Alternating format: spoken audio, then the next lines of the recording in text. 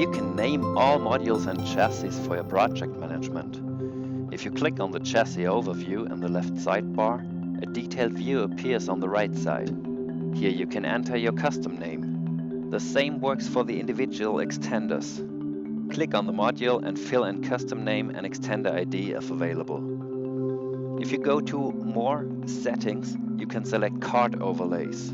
The display of part numbers or module names may help your documentation and administration, especially for large KVM systems. The best thing about it, you can export your whole configuration. Just go to the top menu and click Export. You can later import the file directly into the Draco Terra tool, including all the information. It saves a lot of time and effort and simplifies your whole process.